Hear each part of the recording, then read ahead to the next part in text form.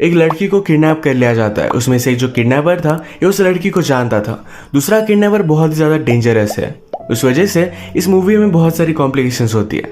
Hello friends, आज मैं आपको किडनैपिंग स्टेला ये 2019 की एक थ्रिलर जर्मन मूवी एक्सप्लेन करने वाला हूँ। इसके अलग अलग सिचुएशन आपको हमेशा आपकी सीट के एज पर रखेंगे, तो अंदर इस वीडियो को जरूर देखिएगा।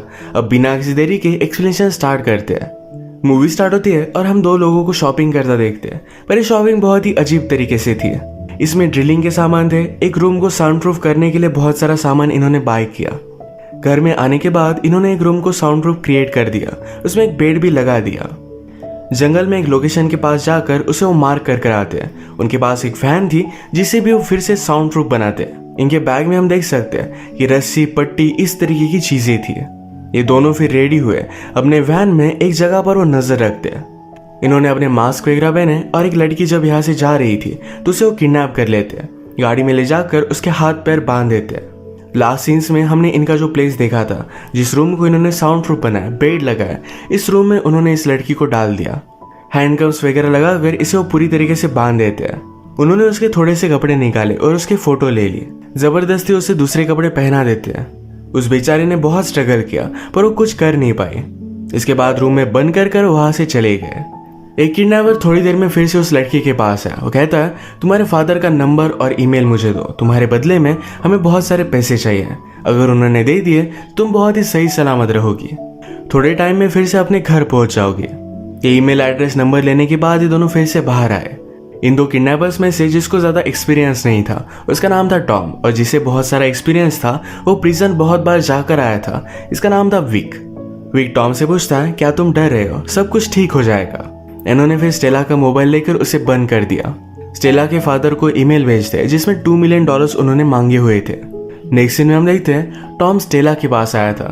उसने उसे देखा और फिर से वो वापस चला गया। इसके बाद 1-2 दिन बीत चुके थे। स्टेला के फादर का अब तक कोई भी रिप्लाई नहीं आया था। विक टॉम से कहता है कि हमें उसे पानी वगैरह देना पड़ेगा। विक उससे कहता है, अब हमें तुम्हें खिलाना पिलाना पड़ेगा, इस वजह से तुम्हारे माउथ से मैं क्लॉथ निकालने वाला हूँ। अगर तुम चिल्लाए तो तुम्हें बेहोश कर किसी अलग तरीके से हम जिंदा रखेंगे।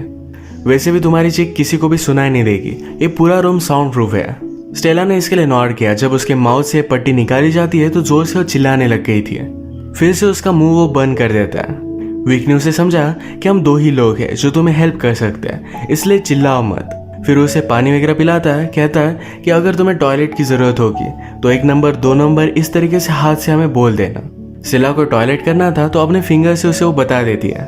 यही पर बेड पर उसे करना पड़ता है। बेचारी बहुत रो रही थी। ये सारी चीजें करने के बाद टॉम को हम जरा डिस्टर्ब देखते हैं। ये बात विक ने जान ली थी। पूछता है, तुम खाना क्यों नहीं खा रहे? टॉम ने कहा कि मेरा मूड नहीं है। विक कहता है, तुम्हें सही तरीके से अपना ख्याल रखना पड़ेगा, वरना हम प्लान को अंजाम नहीं दे पाएंगे। टॉम फिर भी खा नहीं रहा था तो जबरदस्ती उसके मुंह में वो खाना भरता है। विक ने उसे कहा कि हमने सब कुछ प्लानिंग की है, सारी चीजें परफेक्ट हो रही है, पर फिर भी तुम अपने आप पर डाउट कर रहे हो। तुम्हें लगता है ये अनसक्सेसफुल हो जाएगा, इसी वजह से तुम खाना नहीं खा रहे थे। मेरे साथ बोलो कि हम इसे कर रहेंगे। टॉम भी यही चीज रिपीट करता है। विक के रूम से बाहर जाने के बाद स्टेला की फोटो देखकर वो सैड हो रहा था। उसकी तकलीफ उसे देखी नहीं जा रही थी। वो स्टेला से मिलने के लिए गया। वो उसे कहती है कि उसे पूप करना है, तो इस वजह से उसके हैंडकफ अब उसे निकालने पड़ेंगे। वो निकालता है, उस पर गन निकालता है, यानी कि वो कुछ कर ना पाए। स्टेला कहती है कि प्लीज उस तरफ देखो, वो इस तरीके से सब नहीं कर सकती है। उसने बहुत रिक्वेस्ट की तो टॉम अलग डायरेक्शन में देख लेता है। स्टेला ने बकेट लेकर जोर से उसे मारा। इससे उसकी गन नीचे गिर गई थी। स्टेला ने जल्दी से इसे उठा लिया। वो कहती है कि मुझे जल्दी से तुम्हारी कीज दो। टॉम उसके पास आ रहा था, उससे गन छीनने की कोशिश करता है, पर स्टेला ने गन को शूट कर दिया। यहीं पर उसका मास्क भी वो निकाल लेती है। वो एक्चुअल में टॉम को जानती थी। वो उसे देखकर सरप्राइज्ड हो गई।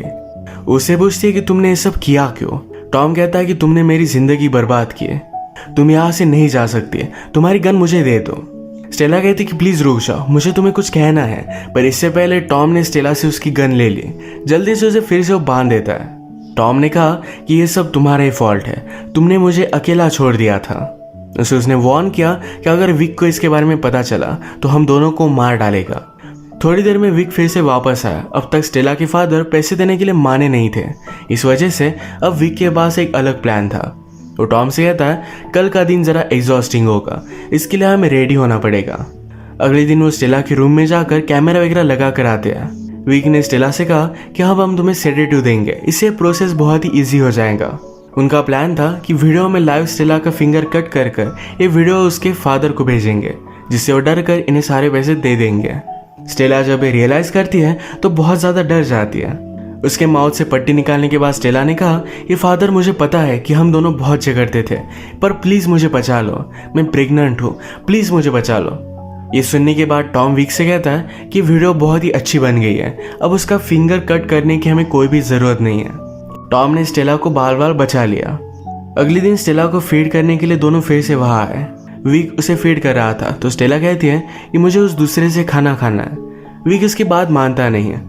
स्टेला ने नीचे देखा तो कल उसने टॉम को शूट किया था तो उसके बुलेट का कवर नीचे पड़ा हुआ था। अगर विक को इसके बारे में पता चलता है तो ये दोनों ट्रबल में थे। टॉम इसके पास जाकर इसे उठाने की कोशिश करता है, पर विक कहता है कि तुम ये कर क्या रहे हो, उसे पास आने नहीं दे रहा था। स्टेला का खाना हो जाने के बाद बुलेट कवर के पास स्पून पड़ा हुआ था। इसे उठाने के बहाने टॉम इस बुलेट कवर को उठा लेता है। बाहर आने के बाद विक ने टॉम से पूछा कि तुम नर्वस लग रहे हो, ऐसा क्या हुआ है। टॉम कहता है कि ऐसा कुछ भी नहीं है। टॉम फिर जल्दी से टॉयलेट गया, बुलेट कवर को फ्लश करने की ट्राई करता है, पर ये फ्लश हो नहीं रहा था। उसे बहुत टाइम लग रहा था तो विक पूछता है कि हुआ क्या है। विक के प्रेशर में इस बुलेट कवर को निगल लेता है। विक के यहाँ से चले जाने के बाद टॉम स्टेला के पास है, पूछता है तुमने ऐसा क्यों कहा कि तुम प्रेग्नेंट हो। स्टेला कहती कि मैं एक्चुअल में प्रेग्नेंट हूँ और ये बेबी तुम्हारा है।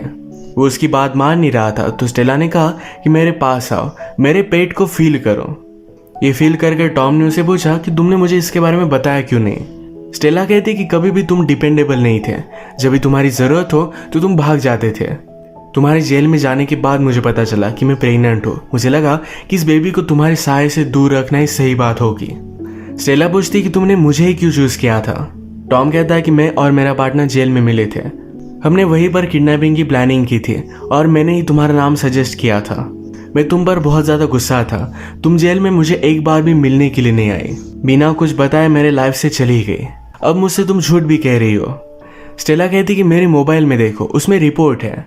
टॉम जाकर स्टेला का मोबाइल ऑन करने वाला था, पर उसने रियलाइज किया कि अगर स्टेला का मोबाइल ऑन होता है तो पुलिस को इसकी लोकेशन पता चल जाएगी, तो उसने ऑफ कर दिया। अचानक से स्टेला को उल्टी आने लग गई थी। उसके पास आया, उसके हाथ वगैरह निकाल दिया। ये उल्टी वगैरह करती है और एक दूसरे के बहुत करीब आ गए थे। वो उसके साथ इंटीमेट होने वाला था, पर स्टेला ने बहुत चालाकी से उसकी हैंड को कफ कर दिया। वो यहाँ से भागने की कोशिश करती है, पर पूरा प्लेस लॉक था, इसकी चाबी उसके पास नहीं थी। उसने अपना मोबाइल लेकर पुलिस को कॉल किया। पुलिस को उसे ढूंढने के लिए उसकी लोकेशन की जरूरत थी, पर स्टेला को इसके बारे में पता नहीं था। वो रियलाइज करती है कि कीज शायद टॉम के पास है।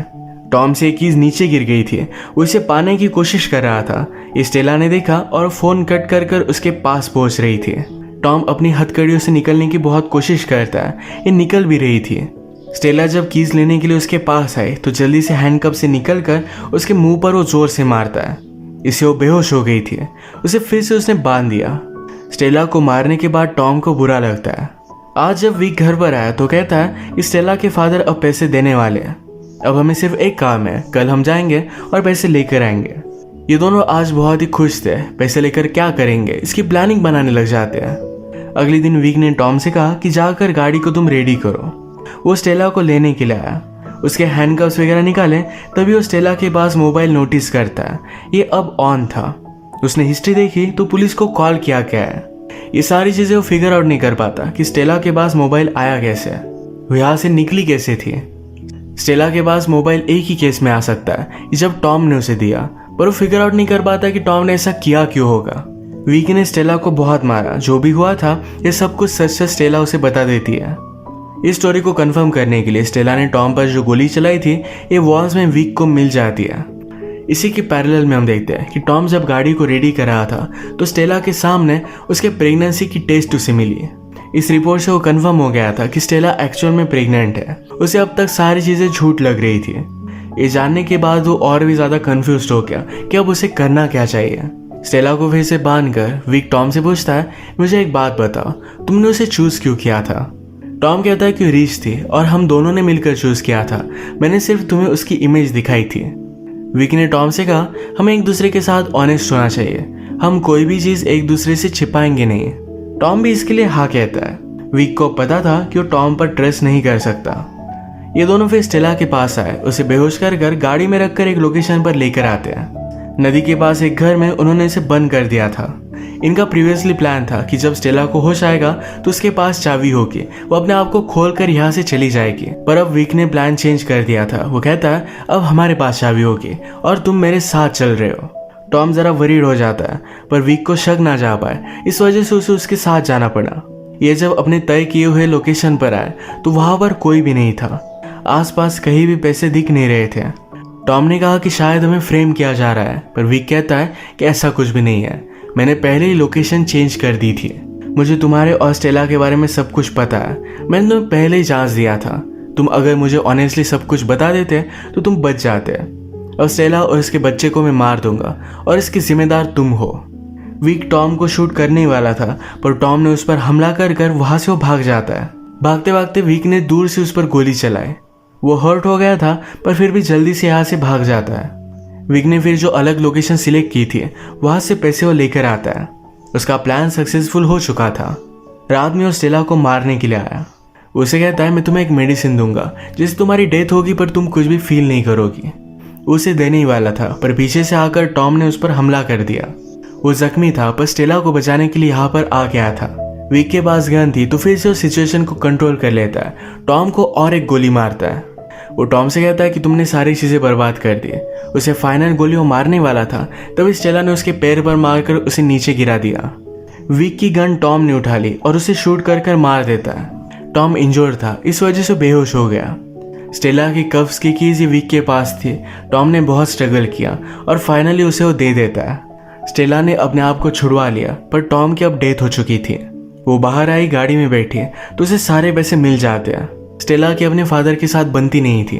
वो किडनैप हुई, पर फिर भी फादर उसे पैसे नहीं देने वाले थे। अब वो उनके पास वापस नहीं जा सकती है।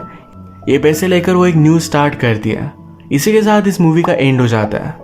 अगर आपको वीडियो अच्छा लगा तो प्लीज़ इसे लाइक कर दीजिएगा। बहुत सारी इस तरीके की मूवीज़ लेकर आते रहे तो प्लीज़ इस चैनल को सब्सक्राइब कर दीजिए और बेल नोटिफिकेशन आइकॉन दबाने मत भूलिएगा। हम फिर से मिलेंगे और एक न्यू मूवी के साथ। तब तक के लिए थैंक यू और आप अपने आप का ख्याल रखिए।